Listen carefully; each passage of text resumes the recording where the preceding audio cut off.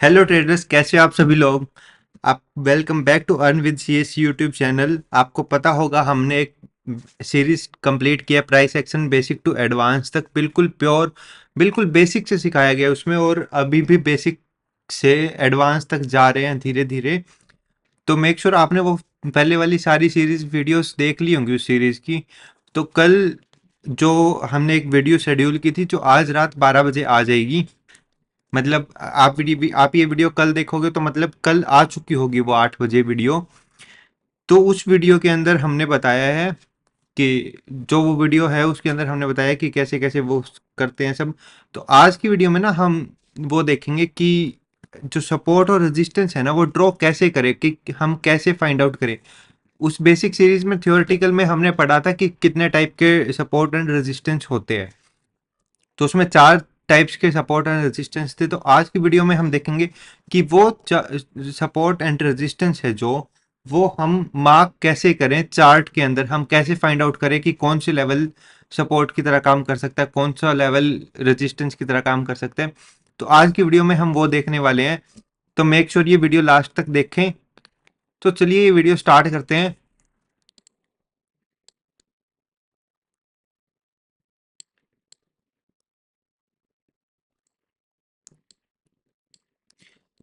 ये देख सकते हो आप, ये गोल्ड का चार्ट है। तो गोल्ड के चार्ट में ये 15 मिनट का टाइम फ्रेम है। तो हम रैंडम कहीं भी पीछे चले जाते हैं, बैक टेस्ट करते हैं हम सपोर्ट और रेजिस्टेंस को। तो ये हम पीछे चले गए सितंबर, हम चले जाते हैं जुलाई 2024 में।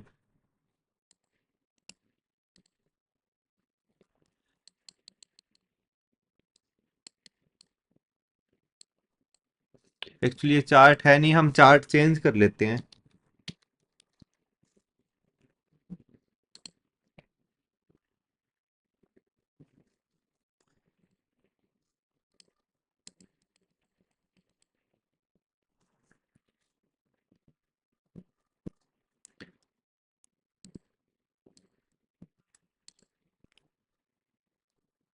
आज वाईफाई भी नहीं चल रहा है, पता नहीं क्यों।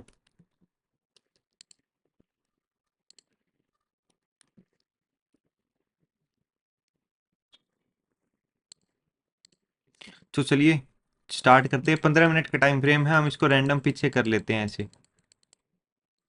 ठीक है, तो हम यहाँ से देखना स्टार्ट करते हैं।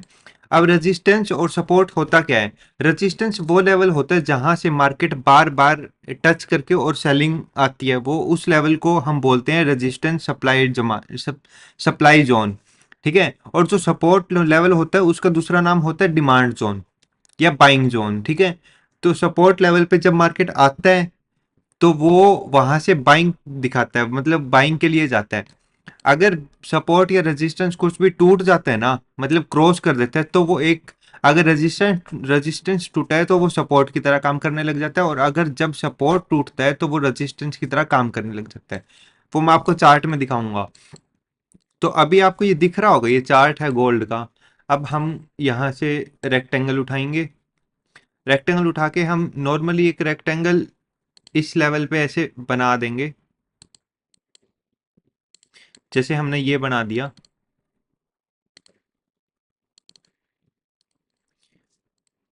ठीक है, तो मतलब गोल्ड एक बार इस लेवल पे आया, दोबारा यहाँ से सेलिंग दिखाई, उसके बाद दोबारा इस लेवल पे गया, थोड़ा सा कंसोलिडेट करा बट इसको ब्रेक नहीं कर पाया, तो यहाँ से फिर से सेलिंग आना स्टार्ट हो गई।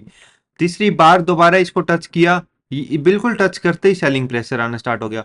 फिर फोर्थ टाइम भी इसको जाके टच किया और ये अपना सेलिंग प्रेशर दिखाना स्टार्ट कर दिया इसने यहाँ से। अब सपोर्ट लेवल होता है वो ये होता है, देखो इसमें ना ये सब होता है। एक बार गोल्ड इस लेवल पे आया, यहाँ से बाइंग प्रेशर आया, ऊपर रेजिस्टेंस था तो सेलिंग प्रेशर आएगा। ये थोड़ा सा ऊपर से ही चला गया तो इसको हम, ये जो लेवल होता है ये फिक्स लेवल नहीं होता है, ये थोड़ा सा ये अप डाउन हम कर सकते हैं इसको ऐसे। तो तीसरी बार आया, इसको इसको ब्रेक कर दिया, देखो इसको ब्रेक कर दिया, बट इसके नीचे क्लोजिंग नहीं दी कैंडल ने। कैंडल ने अभी तक इसके नीचे क्लोजिंग नहीं दी है। तो दोबारा यहाँ पे ये एक पिन बार एक बुलिश कैंडल है, हमने प्राइस एक्शन की सीरीज में बताया है कि इस पे एंट्री हम कैसे लेते हैं। तो अगर वो आपने सीरीज देखी है या वीडियो देखी है तो आपको पता होगा कि इस कैंडल पे एंट्री कैसे बनती है और कैसे एंट्री लेते हैं, कहाँ स्टॉप लॉस होता है, कहाँ तक टारगेट होता है। तो उस सीरीज में हमने बता रखा है। उसके बाद भी यहाँ से बाइंग आई, देखो जो इसके हाई पे क्रॉस करने पे हम एंट्री लेते हैं तो 1:2 का टारगेट आराम से मिले। थोड़ा सा ऊपर गया, उसके बाद दोबारा इस लेवल पे आके एक सपोर्ट की तरह काम किया, फिर बाइंग, ऊपर रेजिस्टेंस था तो सेलिंग। अब देखो इस इन ये 3 कैंडल ने भी क्रॉस कर दिया, तो हम इसको थोड़ा सा ऐसे नीचे कर लेते हैं। तो इस कैंडल ने भी क्रॉस कर दिया ना, बट क्लोजिंग नहीं दी इसके नीचे। बस ये रिजेक्शन है थोड़ा सा, मतलब जो नॉर्मली सपोर्ट और रेजिस्टेंस होता है ना, उनके रेजिस्टेंस के ऊपर और सपोर्ट के नीचे लिक्विडिटी होती है रिटेलर्स की। तो ये रिटेलर्स की लिक्विडिटी लेने के लिए आता है सिर्फ यहाँ पे ऐसे। तो रिटेलर्स की लिक्विडिटी जब लेने आता है ना, तो उनको लिक्विडिटी मिल जाती है उनको, मतलब रिटेलर्स यहाँ पे सेलिंग करके बैठे रहते हैं, हमेशा सेलिंग पोजीशन बना के बैठे रहते हैं। उनका एसएल यहाँ होता है, तो एक बार उनकी सेलिंग पोजीशन को एग्जीक्यूट करके मार्केट में, उसके बाद उसके रिवर्स चल जाता है मार्केट। ऐसे मार्केट मूव करता है, जो ऑपरेटर्स हैं, जो स्मार्ट मनी है, वो ऐसे मूव कराते हैं मार्केट को। उसके बाद दोबारा इस लेवल पे आया, यहाँ से बाइंग। देखो अब इस बार इसने तोड़ दिया यहाँ। अब इस बार इसने तोड़ दिया, तोड़ने के बाद देखो, मैं पेन नोट निकाल देता हूं। देखो तोड़ने के बाद ना, तोड़ने के बाद एक बाइंग प्रेशर और दिखाया इसने। तोड़ने के बाद एक बाइंग प्रेशर दिखाया। इस बाइंग प्रेशर का मतलब ये है कि जो रिटेलर्स हैं उनके एसएल हिट हो गए, एसएल हिट हो गए। तो अब मार्केट को जाना नीचे ही था, तो दोबारा नीचे गया, दोबारा नई सेलिंग पोजीशन बनाई। जिसने पोजीशन पहले नहीं बना रखी थी, उन्होंने नई पोजीशन बनाना स्टार्ट करी मार्केट में, और उनके सबके एसएल इस लेवल, जो ये स्विंग बना है इसके लेवल के ऊपर होते। देखो ये एक कैंडल ने उन सबके एसएल खा गया, एक कैंडल उन सबके एसएल खा गया। उसके बाद जाके और इसको फिर ब्रेक कर दिया। एक बात और है, जब सपोर्ट और रेजिस्टेंस कभी भी ब्रेक करना होता है ना उसको, तो वो एक इतनी बड़ी कैंडल बना देता है कि वो हम पकड़ नहीं सकते। वो कैंडल हम पकड़ नहीं सकते जब उसको जेन्युइन ब्रेकआउट करना हो ना, किसी भी लेवल का, सपोर्ट का हो या रेजिस्टेंस का हो, तो उस कैंडल को हम पकड़ नहीं सकते, ना वहां पे एंट्री बना सकते। तो देखो ये वाली कैंडल ने कितनी वो किया है, कितनी बड़ी कैंडल ने इसको ब्रेक किया है, जो सपोर्ट लेवल है ये। मतलब इतना बड़ा एसएल हो जाता, कोई यहाँ एंट्री बनाता ना तो इतना बड़ा एसएल हो जाता। और देख जिनका एसएल, जिन्होंने बनाई है ना यह एंट्री, थोड़ा सा प्रॉफिट दिखाया, उनको 1:1 का टारगेट भी नहीं मिला और उनके एसएल खा गया जाके। तो अब मैं बता रहा था इसमें कि किस कोई भी लेवल है, सपोर्ट है या रेजिस्टेंस है ना, जब वो ब्रेक होता है ना, तो उसको हम रेजिस्टेंस की, जैसे मतलब मान लो ये नीचे वाला सपोर्ट है, ठीक है, ये नीचे वाला लेवल सपोर्ट लेवल है। तो जब इसको ब्रेक करेगा ना, देखो जब इसको ब्रेक कर दिया, तो ये एक फिर से रेजिस्टेंस की तरह काम करने लग गया। मतलब मार्केट इस लेवल पे आया, फिर दोबारा रेजिस्टेंस दिखाया, इसको दूसरी बार भी बाद में जाके भी इसको ब्रेक किया, बट यहाँ से रेजिस्टेंस ही लेगा फिर हमेशा। देख नीचे इसको ब्रेक कर दिया, उसके बाद ना ये ग्रीन कैंडल है ना, ग्रीन कैंडल ये भी रेजिस्टेंस ही ले रही है इसके ऊपर, और यहाँ से एक अपना सेलिंग ट्रेंड स्टार्ट हो गया। तो अब इसमें ये होता है कि जो ये लेवल है ना, इसको एक्सटेंड कर देते हैं और थोड़ा सा इसको अरेंज कर लेते हैं मार्केट के अकॉर्डिंग। तो इसको हम थोड़ा सा ऐसे बड़ा कर लेंगे, ऐसे बना लेंगे, और ये आगे भी काम करेगा। ये जो लेवल है ना, ये आगे भी काम करेगा। देखो अब यहाँ से मार्केट सेलिंग आ गया था, तो दोबारा इस लेवल पे आके रेजिस्टेंस लिया, दोबारा रेजिस्टेंस लिया, तीसरी बार दोबारा रेजिस्टेंस लिया, और जब इसको ब्रेक कर दिया, देखो इसको ब्रेक कर दिया। ये इतनी बड़ी बड़ी कैंडल गोल्ड में बनती रहती है, एक्चुअली फॉरेक्स मार्केट में न्यूज आती रहती है, तो इतनी बड़ी कैंडल नॉर्मल बात है बनना जब न्यूज आती है। तो ये कैंडल आप इग्नोर कर सकते हो इसमें।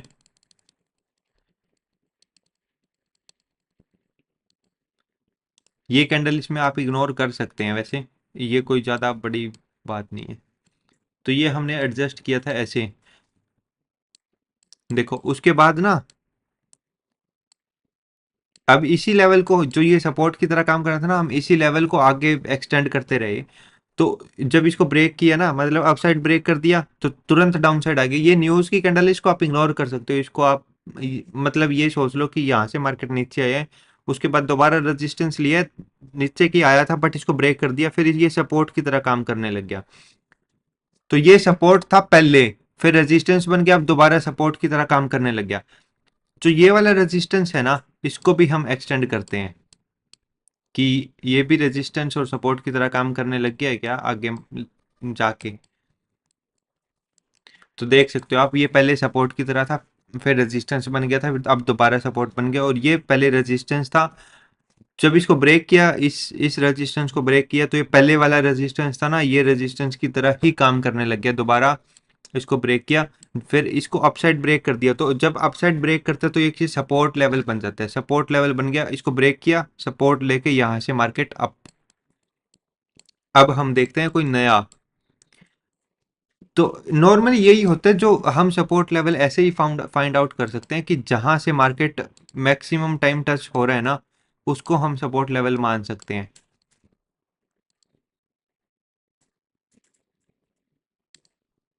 ये भी एक परफेक्ट एग्जांपल है, देख सकते हो आप। पहले मार्केट आया इस लेवल पे, रेजिस्टेंस की तरह काम कर रहे हैं, इसको ब्रेक कर दिया, तो एक ये सपोर्ट की तरह करने लग गया था, बट इसको ब्रेक कर गया नीचे, फिर दोबारा रेजिस्टेंस की तरह काम करने लग गया ये।